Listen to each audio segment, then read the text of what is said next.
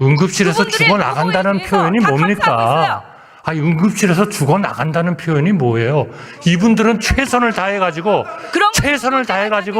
살리려고 노력하고 있는데 어떻게 응급실에서 죽어나간다는 표현을 씁니까? 응급실 뺑뺑이가 가짜. 아니, 저는 화가 납니다. 아까 총리님이 남인순 의원님 질의에 대답하시는 태도를 보니까 정말 이거 앞으로 어떻게 해야 되나 그런 걱정이 됩니다. 사실 총리님 지금 총리 재임 기간 846일째예요. 네, 그리고 지금 여야 의원들이 다 동의하는 내용 중에 하나가 뭐냐면 윤석열 정부의 인재 풀이나 인사 시스템에 비추어 보았을 때 지금 윤석열 정부의 처음과 끝을 다 한덕수 국무총리가 함께할 것이다. 이렇게 예상을 합니다. 그런데 정말 오늘 이 대정부 질문을 보는 국민들께서 얼마나 답답하실까 그런 생각이 듭니다. 먼저 PPT 하나 띄워주세요. 아까 총리님께서 이렇게 응급실 뺑뺑이로 인해서 국민들이 죽어나가는 거에서 다 가짜뉴스라고 말씀하셨는데 지금 정말 언론 보도에만 난 것들이 수많은 사례들이 있습니다. 제가 지금 PPT 띄운 건 3월 달부터로 돼 있는데 이후에 이제 9월 달 거 나오는데 그때 3월 달 이런 초반에는 이거 자체가 이슈화가 되질 않았어요. 그래서 언론들에서 취재하지 않았지만 지금 이제 9월 달에 들어와서는 계속 언론에서 취재하고 있는데 하루가 다르게 그런 사례들이 응급실 뺑뺑이를 하다가 사망한 사례들이 속출하고 있습니다. 오늘 저희 의총장에서는 김영배 의원님 지역구에서 한 분께서 서울대병원의 응급실에 가셨다가 뺑뺑이를 당하시고 그 다음에 고대 응급실로 가다가 사망한 사건도 있었습니다. 모두 이런 것들이 가짜뉴스입니까? 저희는요, 지금 의원님께서 말씀하신 그러한 상황이 가장 저희가 우려하는 상황이기 때문에 그런 사건이 터지면 하나하나를 다 저희가 조사를 하고 있습니다. 무엇 때문에 이분이 결국 돌아가실 수밖에 없었는지, 제가 아까 말씀드리고 좀 그렇지 않다고 말씀드린 거는 응급실에서 죽어나간다 하는 그 표현, 그거는 응급실에서 24시간 정말 헌신을 하고 있는 전문의, PA 간호사들, 그리고 그 기사님들, 이런 분들을 정말 얼마나 서운하게 하실까 하는 그런 생각의 표현이었다. 그렇게 말씀드리겠습니다. 그러면 그 표현도, 응급실에서 죽어나간다는 표현도 정말 환자의 가족들, 정말 이 고통을 당하는 국민들의 심정을 대변하는 표현인 겁니다. 정말로 이송되는 도중에 또 그 응급 치료하시는 분들이 느끼는 그 감정을 표현한 것이지, 그렇게 대응하셔서는 일국의 총리라면 그렇게 하셔서는 안 됐었다고 생각합니다. 제가 객관적인 수치로 지금 응급실이 얼마나 이중한 상태인지 보여드리겠습니다. 지금 총리님도 계속 응급실 뺑뺑이가 기존에 있었던 사례들이고 지금 특별하게 그렇게 심각하지 않다고 보시는 것 같아요. 제가 심각하지 않다고 말씀드린 적 없습니다. 문제가 있다고 그랬죠. 박지원 응급실 뺑뺑이 예전부터 이어져 왔던 일이다. 이런 말들이요. 총리님, 법무부 장관이 아니라 복지부 장관 차관 입에서 계속 나오고 있어요. 아닙니다. 일단 이걸로 논쟁하기는 싫습니다. 총리님. 제가 일단 객관적인 수치를 보여드릴게요. 네. 자, 응급실 진료 제한 메시지 표출 현황 띄워주세요. 2023년과 2024년 대비입니다. 지금 전공의가 사직한 2월부터 8월 26일까지 전국의 400곳의 응급실에서 중앙응급의료센터를 전송한 응급실 진료 제한 메시지가 같은 해 기간 비해서 지난해하고 비교해서요 22.7% 더 많이 올랐습니다. 엄청난 수치죠. 그리고 거의 의료 인력이 없어 계속 넘겨주세요. 이거는 이제 막대 그래프로 한 거고요. 의료 인력이 없어서 이렇게 어려운 상황이라는 것들이 나타나고 있습니다. 그 다음에 119 상황관리센터 띄워주세요. 그리고 구급대 요청에 의해서 상황관리센터에서 환자의 중증도 파악을 이송병원을 선정하는데 그 119 상황관리센터의 비교도 보면 작년 대비 같은 달 이송 선정 건수 2배 이상 증가했습니다. 그리고 또 넘겨주세요. 그리고 9월 1일과 9월 5일 기준으로 볼 때 9월 5일 기준 가장 최근 기준으로 말씀드리겠다면 전체 180개 응급의료센터 가운데 심근경색, 뇌출혈, 응급분만 등 27개 중증 응급질환병 진료 가능 기간은 평균 88곳으로 하루 만에 14곳이나 감소했고 평상시보다 21곳이나 적습니다. 북부 대동맥 응급수술이 가능한 응급실에서는 평시 33곳에 66곳으로 산부인과 응급분만이 가능한 곳은 96곳에서 80곳으로 감소했습니다. 계속적으로 상태가 굉장히 나빠지고 있습니다. 그거 인정하시죠, 총리님? 네, 그 12,000명이 나가 있는데 어떻게 아무런 지장이 없이 어떤 조직이 돌아갈 수 있겠습니까? 제가 말씀드리고 강조하는 것은 그럼에도 불구하고 정말 헌신적으로 일하시는 전문의, PA 간호사들, 그리고 응급을 처리하는 기사님들, 이런 분들의 정말 24시간 열심히 하시는 것 때문에 지탱이 되고 있다. 우리가 그거를 조금이라도 격려를 해줘야지 그분들을 좀 그 사기를 잃도록 하는 일은 정말 해서는 정말 그거는 어려운 일입니다. 누가 그렇게 사기를 잃게 했습니까? 여기서 질의하시는 의원님들 중에 어느 한 분도 그분들을 비난한 분은 없습니다. 응급실에서 죽어나간다는 표현이 뭡니까? 아니, 응급실에서 죽어나간다는 표현이 뭐예요?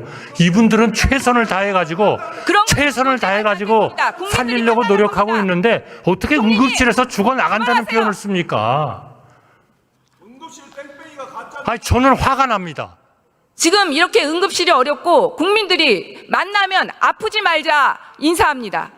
이런 의료 대란 사태 누구에게 가장 큰 책임이 있습니까? 의원님, 2004년에 아니요. 52건의 기사 건수가 났는데요. 총리님, 제 질문에 대답하십시오. 이런 사태에 누가 가장 큰 책임이 있습니까? 모두 다 책임이 있죠. 가장 큰 책임 누굽니까? 아니, 정부 아닙니까? 아닙니다. 정부 책임 있죠. 지난번에는 전공이라고 있어요. 하시던데 있어요. 전공에게 가장 큰 책임이 있습니까? 첫 번째 책임이 있죠. 여전히 전공에게 가장 큰 책임이 있다. 아니, 중증 환자, 직위 환자, 아니, 총리님 이거 거기를 명확하게 떠나버리게 하세요. 되겠습니까? 저 사과하신 건 줄 알았는데 전공의에게 이 의료 대란에 가장 큰 책임이 있다. 맞습니까? 첫 번째 책임이 있습니다. 아, 정말 여야 의정 대화 협의체가 될지 정말로 우려스럽습니다. 그거는 아니, 총리님께서 그런 태도를 가지고 계신데 누가 들어오겠습니까? 지금 우리가 여야 의정 협의체를 위해서 무엇보다도 설득하고 해야 될 사람들은 전공입니다. 그런데 전공에게 가장 큰 책임이 있다고 하는데 의원님. 어떻게 전공의들이 들어오겠어요? 의원님, 정말 저기 앉아 계신 국민의힘 의원들도 제가 볼 때는 지금 가슴 치고 계실 것 같아요. 의원님, 그나마 밥상 차려놓으려고 했더니 총리가 다 걷어차 버리는구나 이럴 것 같아요. 의원님, 정말 대단합니다. 원인을 물으시니까 좋아요. 원인을 명확히 그거는 하셔야죠. 의견이 다르니까 그러면 아니, 그래요. 명확히 하셔야죠. 총리님은 아니, 그거를 감춘다고 감춰지는 겁니까? 이 사태에 대해서 아니, 감춘다고 정부가 가장 감춰지는 큰 거예요? 책임이 있다고 저는 아니, 평가할 거라고 감춘다고 생각합니다. 감춰지는 거예요? 원인은 명확하게 내놓고 해결책을 생각을 해야죠. 아니, 그거를 감춘다고 감춰줘요? 감춰지는 것이 아니라 의료개혁이라는 과제는 정말 유리알과 같은 개혁과제입니다. 정말 섬세하고 치밀하게 다뤄야 하는 개혁과제임에도 불구하고 정부에서 정말 무책임하고 대책 없는 정책 추진이 바로 이런 사태를 만든 겁니다. 이 부분에 대해서 저는 많은 국민들이 다 동의할 거라고 생각합니다. 그렇기 아닙니다. 때문에 많은 국민들은 의원님하고 다른 생각을 하시는 분도 많습니다. 아니, 보세요. 언론을 보세요. 대통령의 지지율과 그것이 알려진 거예요. 그게 지지율하고 무슨 상관이 있어요? 대통령이 정책 실패가 아니, 지지율을 올리려면 영향인 거죠. 의대정원 하지 말고 의료개혁 하지 말아야죠. 총리님, 여야 의장 협의체 만들어야 됩니까? 안 만들어야 됩니까? 만들어야죠. 총리님의 그런 도와주세요. 태도와 자세를 가지고 여야 만들어질 도와주세요. 것 같아요? 아니, 그런 협의체를 만든다는 정말 것이 더 이상의 지지를 사실을 못하게 덮는다고 하시네요, 되는 게 총리님의 아닙니다. 그 태도가 정말. 덮는다고 되는 게 아니에요. 덮는다고 되는 게 아니라 기본적으로 상대방을 존중하고 상대방이 들어올 수 있는 토대를 만들어야 됩니다. 지금 의학계에서 가장 얘기하는 것은 신뢰를 상실했다는 문제입니다. 총리님의 그런 태도와 답변 자세를 가지고 과연 의학계가 들어오고 싶은 마음이 나오겠습니까? 의원님, 사실을 감추려고 하지 마십시오. 어떤 사실이요? 그야말로 사실을 감추지 마십시오. 세계 어느 나라 의료 파업에 응급실하고 중증 환자를 떠나는 의료 파업은 없습니다. 참, 정부의 정책 실패를 하나도 인정하지 않는 이 상태로 정부의 어떻게 정책 실패는요, 국민들이 지금 이것을 어렵다고 조용하세요. 생각하기 때문에 제가 얘기하고 있습니다. 지금 제가 질의한 게 아니에요. 총리님 강의 들으려고 제가 이 자리에 쓴 게 아닙니다. 지금 국민들께서 정말 마지막 신랄 같은 희망을 가지고 여야 의정 협의체가 되기를 바라고 있습니다. 그런데 상대방에게 책임을 전가하는 이런 자세와 이런 태도를 가지고 과연 되겠습니까? 지금 누군가는 제가요 이렇게 그 단체들 만나서 해보고 하니까 가장 먼저 요구하는 것이 대통령의 사과와 책임자 문책이에요. 그런 대통령의- 일방적인 생각이 아니, 어디 있습니까? 대통령 사과하는 게 왜 아, 이렇게 그건 어렵습니까? 일방적인 얘기죠. 뭐가 의원님이 어려워요? 들으신 분만 국민들이 그렇게 얘기하는 거 죽어나가는데 아니에요? 이렇게 수많은 사람들은 의료개혁 해야 된다, 증언해야 된다 의료 개혁을 얘기하는 반대하는 게 사람들 아닙니다. 많습니다. 의료 개혁을 추진하는 과정에서 너무나 거칠고 추진이 문제잖아요. 세밀하지 못한 이게 문제인 거예요. 보건복지부 장관이 아니, 인정했지만 세밀한 것이 4개월 만에 이 세밀한 사태가 것이 끝날 거라고 밝혀야 할 생각했다고요. 원인을 덮는 게 세밀한 겁니까? 저는 그렇게 생각하지 않습니다. 장상윤 수석이 의료 공백 장기화를 두고 플랜 B, 플랜 C가 있다고 그러는데 플랜 B, C가 뭡니까? 그거는 어떤 내용입니까? 그거는 사회수석이나 보건복지부 장관께 답변을 하도록 하는 게 좋겠습니다. 그럼 총리님은 그 계획을 알지 못하고 계십니까? 플랜 B, 플랜 C.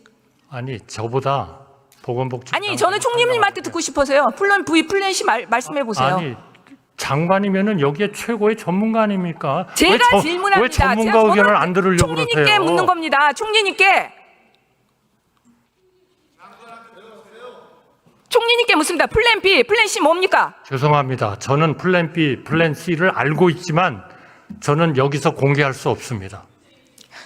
저는 이 플랜 B, C 자체가 준비되지 않았다고 생각합니다. 왜냐하면요, 플랜 B, 플랜 C를 얘기하는 순간 의장님. 돌아오는 사람들을 의장님, 막고자 제가 하는 엄청난 답을 하라고 하지 않았습니다. 엄청난 그런데 딴 저항이 있습니다. 총리님 계속 혼자 얘기하고 계세요. 아니, 의원님이 이건 혼자 시간을 빼야 되는 거 얘기하셨잖아요. 아니에요? 잠깐만요. 자, 의석에서 좀 조용해 주시길 바라고요. 질문하고 난 다음에 답변하시기 바랍니다. 자, 의석에서 조금 조용해 주세요. 의석에서 좀 조용해 주세요. 이재정 의원님, 의석에서 조금 조용해 주세요. 정말 한숨밖에 나오지 않습니다. 한 가지만 추가로 더 묻겠습니다. 나이가 한 살 더 많다고 세금을 많이 내면 공정한 겁니까? 글쎄요, 무슨 의도로 물으시는지 제가 아니 그거면 나이가 한 살 많다고 세금 많이 내면 아니, 상황에 공정한 따라서 거냐고요. 다 다르겠죠. 그걸 어떻게 일률적으로 답변하라고 그러십니까? 연금 개혁안 세대별 차등 보험료율 아, 그럼 정말 그렇게 세계 말씀을 하셔야죠. 유례도 없는 날입니다. 75년생과 76년생 1년 일찍 태어났다는 이유로 다른 요일에 연금보험을 내야 됩니다. 85년생과 86년생도 마찬가지입니다. 95년생과 96년생도 단지 몇 달 차이, 얼마 차이라는 이유로 평생을 더 많은 연금을 내야 되는 이런 연금 개혁 말이 됩니까? 그렇기 때문에 우리 국회에서 연금 특위를 만드셔서 충분히 좀 논의해 주십사라고 정부에서 간곡히 부탁드리는 겁니다. 개혁안 좀 개혁안답게 내십시오.